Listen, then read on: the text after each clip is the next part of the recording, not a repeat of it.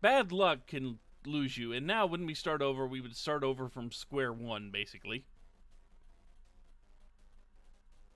But that is beating all but one stage, or beating all but two stages of Captain Square on the first try.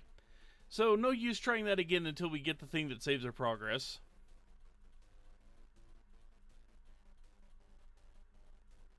And now back to the plot. The corporal's just going to kind of ignore us. The room temperature is currently normal. And Huey offers to let us read a book. Helps us onto the chair, even. The Dawn of the Universal Age. Story about people who lived years ago because they were so adventurous, blah blah blah.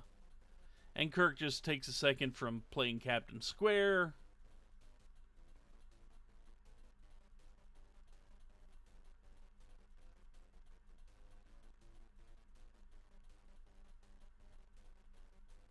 And Huey says, hey, explore the ship. Learn on your own. And it's like, Kato, did you actually teach him to do anything other than just kind of roll around and look at us?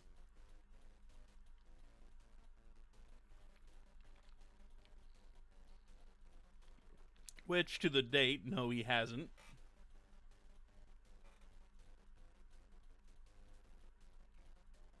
But he's going to teach us the most useful skill we will learn in this chapter, making coffee.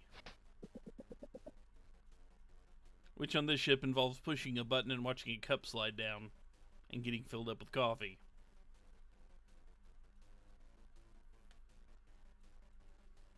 And Huey rushes over to drink some of it. And goes, wow, that's bitter, because he literally just drank straight coffee with no creamer, sugar, or any additives whatsoever. It is just coffee. Black freaking coffee. Twin Peaks accepted. Or Twin Peaks approved, I guess would be the...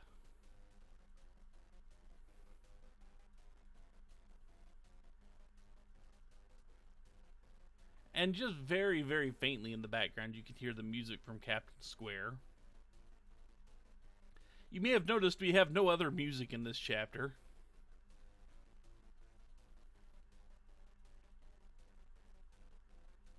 And speaking to the corporal, gets him smacking us away and in our face. Because, unlike everyone else here, he has not had good experiences with robots, and robots set him off.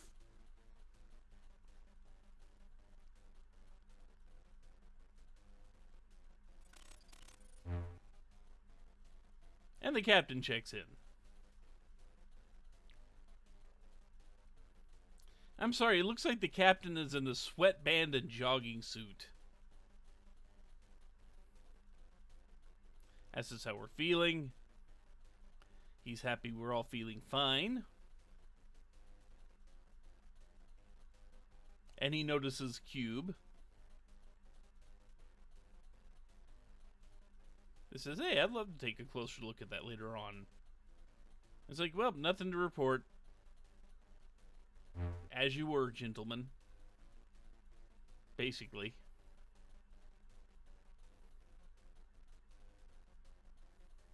And Kirk's like, man, that was a useless meeting. And Rachel's like, you know you like short meetings. Yeah, true that.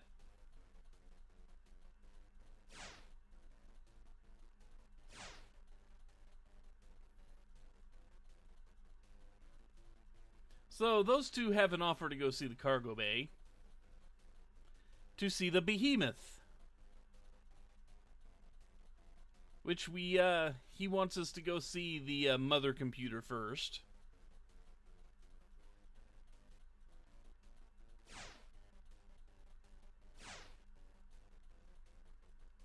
And Darth there is just going to rush past us. So now we're kind of on our own a little bit.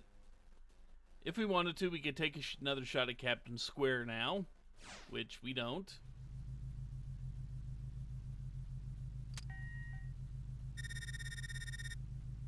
Huey still has not given us permission to look around. The captain is bolted up in there. Yeah, Darth has a little PTSD about robots.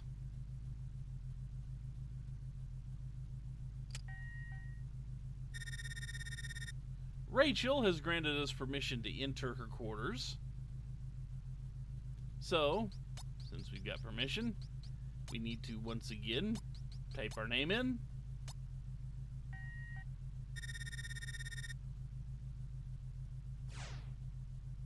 And we bump into Kirk.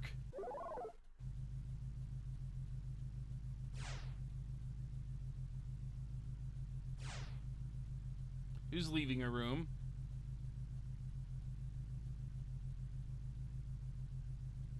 And offers us to go see what she's doing in the cockpit. Unfortunately, she also leaves her email open.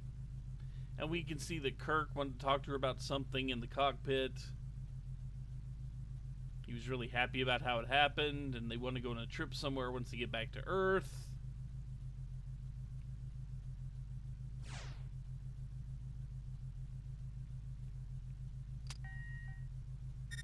Yeah, that's still Kato's room. We can still go in Kato's room. And the guest module is Darth's. Yeah, wonder what they were doing in there together.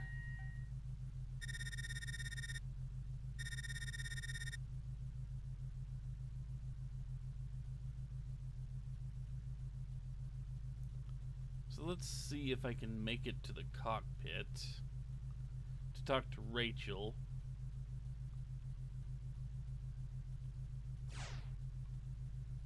Because we need to go to the third. We need to go to the third level anyway to go check up on the mother computer as well.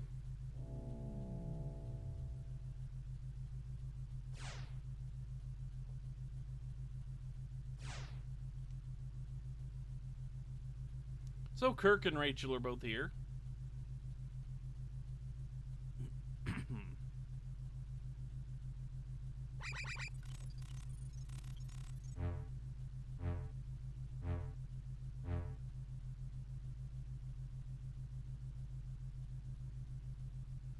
And something's off with the antenna.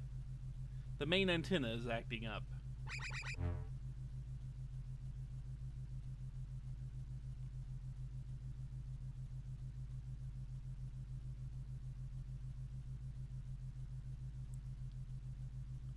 And Kirk yells at everyone to hurry. The only problem is, doing what I just did kind of skips over a little bit of what you could run into in the other areas. You only get one or two of the actions. You can't see all of them. So I'll just kind of give you a rundown of the others that happen here. If you went with Kato, you would go check on the mother computer and have a really brief discussion with mother computer, which is kind of, I will be happy to work with you, etc. stuff. And then you would jump down to go see Huey and get a look at the behemoth and get chewed out by the corporal for messing around where you shouldn't be. We're still going to go by and see the behemoth. But because the comm system is acting up, we can receive transmissions from home, but we can't send anything out.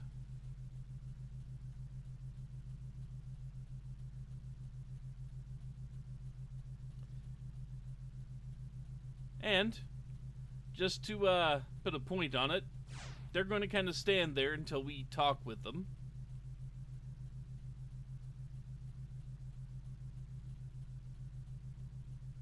So they're going to kind of stand there slack-jawed. We can't get in here because, well, we're not with Kato. But there would be the mother computer room.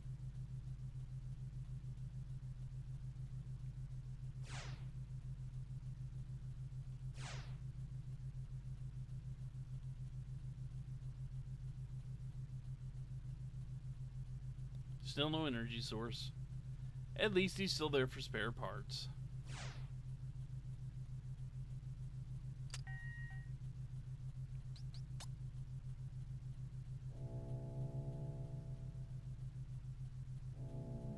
I I do think it's a nice touch that the elevators actually read what floor they're on.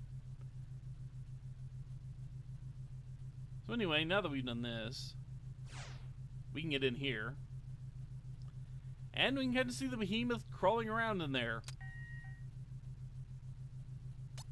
If you want to get a computer print scan of its body there, it's kind of what it looks like.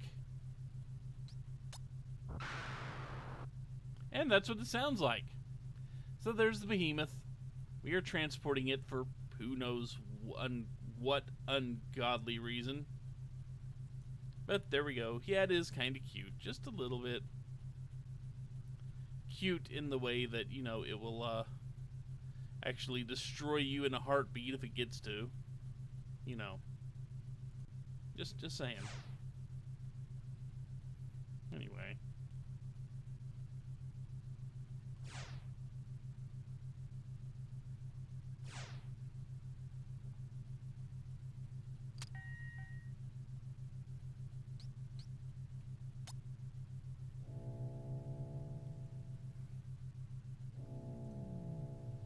You're gonna name him Spike. Well, it does have two massive tusks on the front that it uses to kill people. You like monsters, but you don't like Monokuma. Man. So now that we've done that, the plot can continue. And the captain just kind of said, when updated this situation, figure it out and get it working. Such a helpful captain, that captain. The main antenna is broken, but the sub-antenna is fine. That's why we can receive but not send.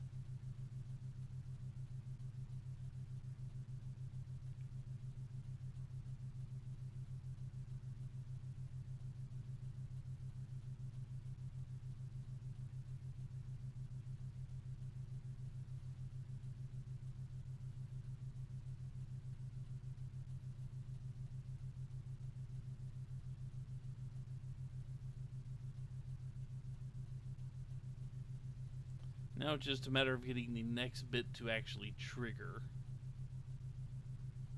Here we go. Why don't we just wait until it all stops working?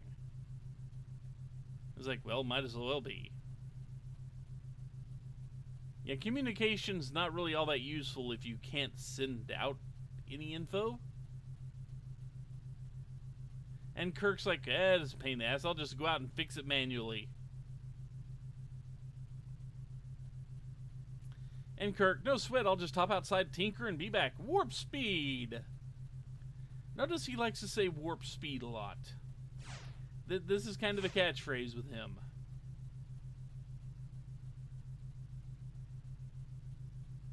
So Kato is going to go, Kato is going to accompany Kirk outside as kind of a safety measure. Because that's actually kind of reasonable. Thinking we were almost home, too. And she doesn't want to be alone with Huey again. And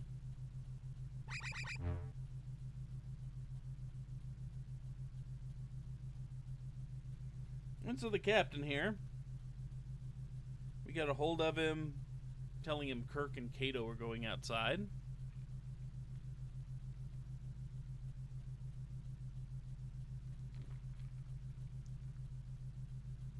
And all he has to say is good thinking. So maybe the captain isn't feeling quite himself. Maybe he did not have a good wake up from cold sleep and needs a nap or something. But anyway, we need to go down to the airlock to kind of see the situation progress. And this time not get ourselves sucked outside.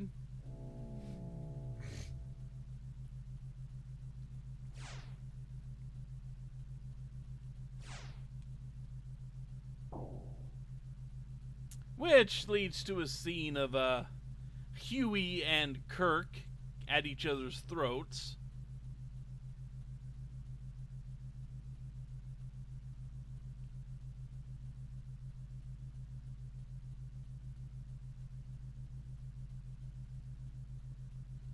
Yeah, we haven't seen the captain in person yet. And yeah, Kirk and Huey are sitting there fighting each other. Cube tries to get in the middle of it all. And Kirk goes, "You keep out of this," and smacks us aside to get back at Huey's throat.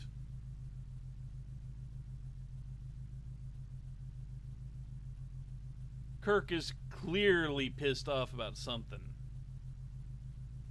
And yeah, he's going to rub some salt in the wound there, saying that's why Rachel dumped him, is because he's a coward.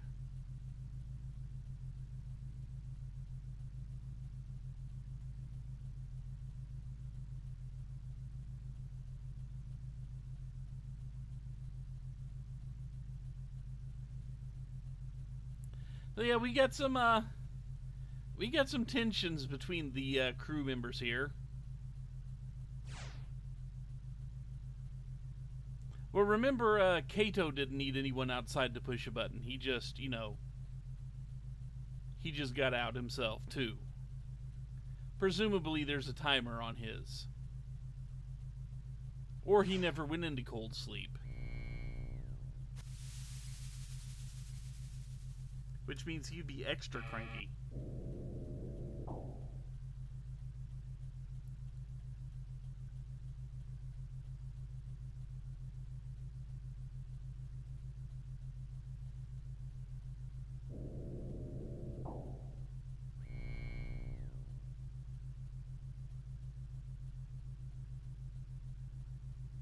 And Huey, looks like you caught me at an embarrassing time. We humans are pretty odd, aren't we?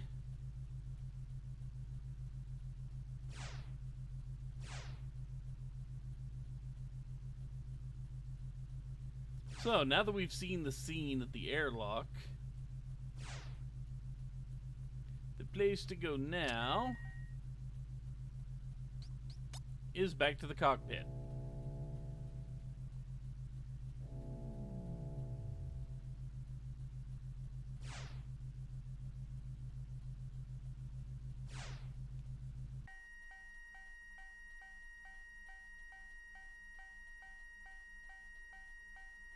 Rachel's still a little shooken up by the whole thing.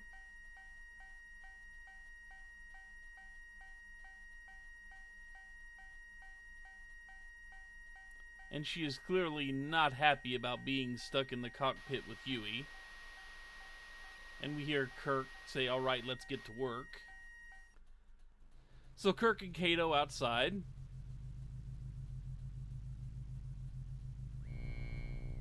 And they get in their chairs, which kind of push them up to their workstations.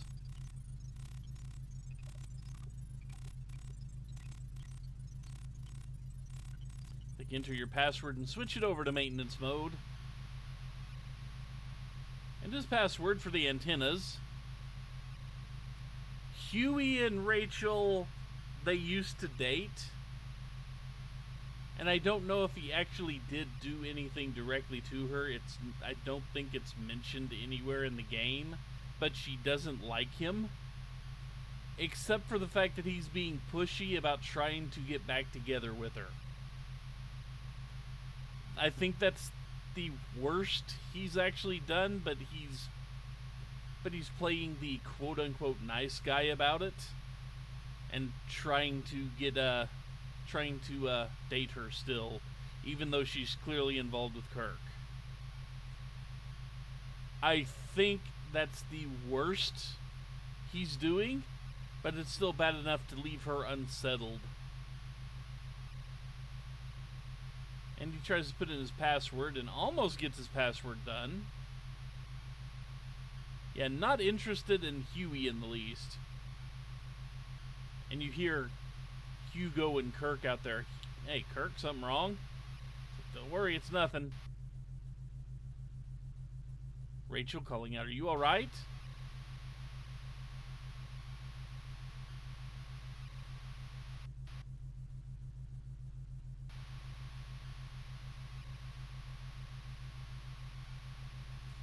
And now Kirk's in trouble. Yeah, they needed a counselor.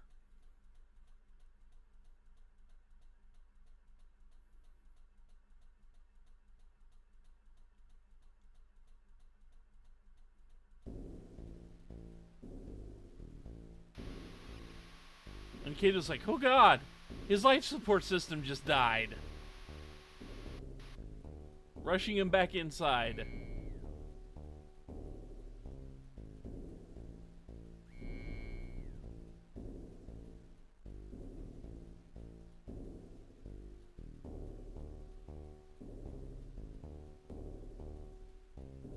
And of course, she is going to ignore sickbay to go to the airlock. Which we can go to the airlock through the fastest route possible.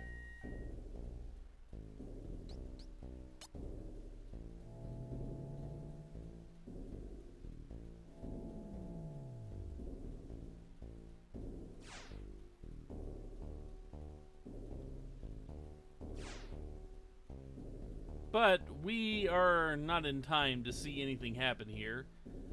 As if you look, Kato's spacesuit is already back, and Rachel's never left. But Kirk's spacesuit is still missing. So yeah, we could go to the airlock, but there's no reason to.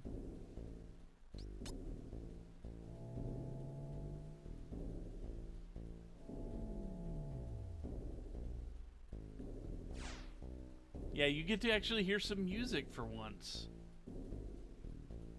Granted, it's not great music or anything like that. This cold storage should be. Yeah.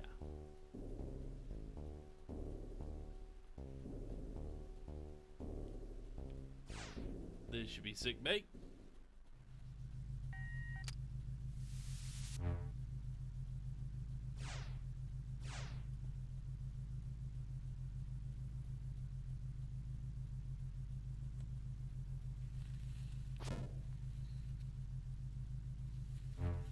And Kirk not looking too good there.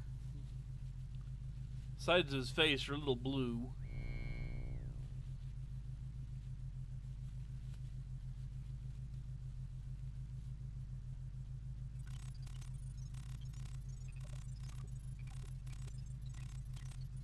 And they look like they're trying to perform CPR on him.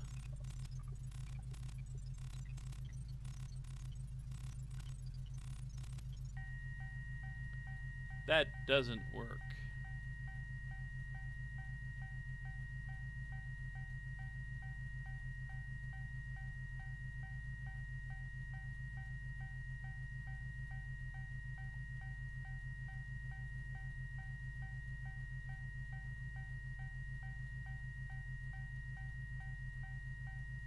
So, as you'd expect, Rachel is not going to take this too well.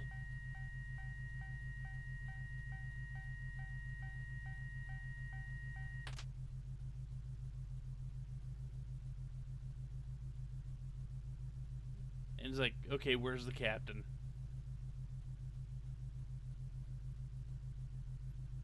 And Kato just snaps out of it. I'll go call him.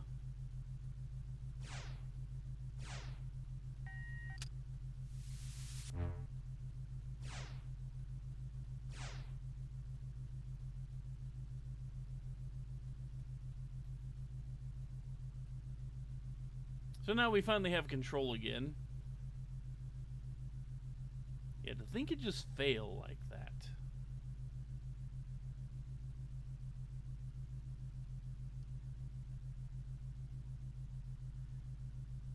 And Huey's like, hey, I double checked it myself. It's odd that it would fail. Unless someone deliberately sabotaged it.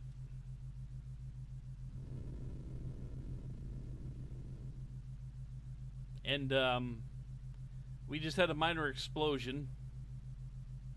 I guess there are no minor explosions in space.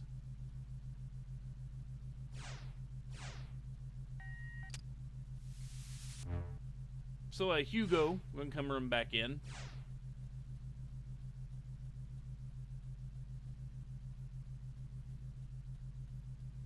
Because the captain's not responding to any calls.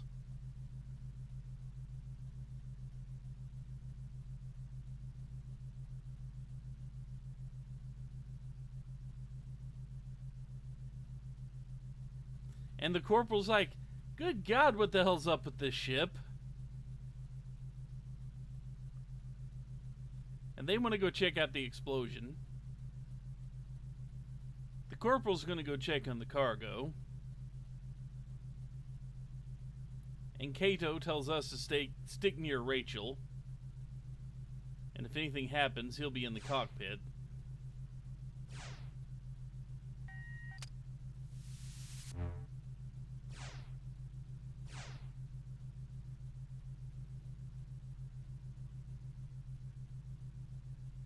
So we can't run a diagnostic on the suit to see if anything's wrong with it because we don't know ship suit diagnostics. And Kirk is laying there breathing and his entire body's a peculiar shade of blue. If we talk to Rachel, she just grabs Kirk's spacesuit and runs off with it.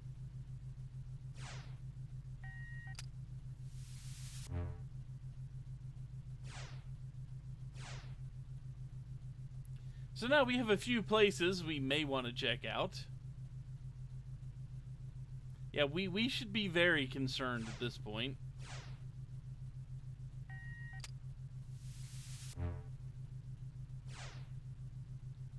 Things are kind of slowly unraveling, aren't they? Oh, it's not slow. Sorry. It's unraveling at warp freaking speed, to borrow Kirk's phrase. Let's see if the computer has anything to say. Asks us how we're feeling. In order to determine the correct course of action, the accumulation of data will be necessary. Do so by directly performing a variety of tasks in a variety of places. Yeah, she just grabbed the ship suit and ran off with it. So, luckily, she has not shut us out of her room yet. So we can kind of go see what she's doing with it. She just kind of tucks the spacesuit away there.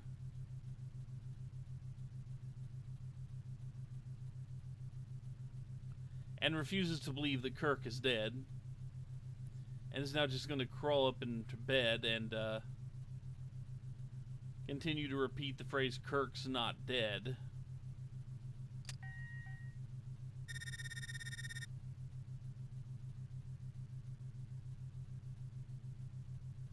So she's kind of in a bad way mentally here.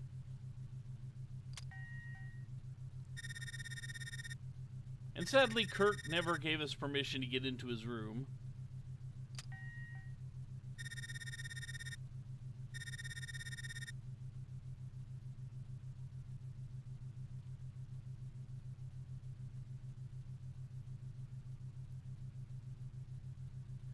So now, let's actually let's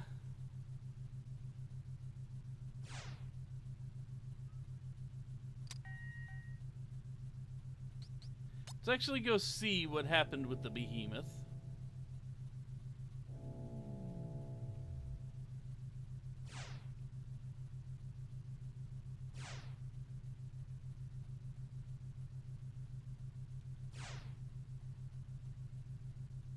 Apparently nothing. Except the corporal's just going, I'm sure the military just wants to use this thing as some sort of weapon. But they never learn, damn their hides. And the behemoth is completely secure. So no problems there.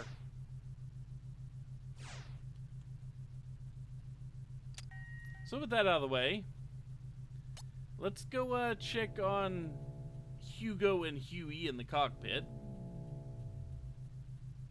And see if they've determined where the explosion might have come from. Yeah, Darth, despite the name, actually turns out to be a pretty decent military guy because he's like, God damn, the army never learns. War never changes and all. And Hugo's like, I don't see anything out of the way. And Huey's like, oh my God.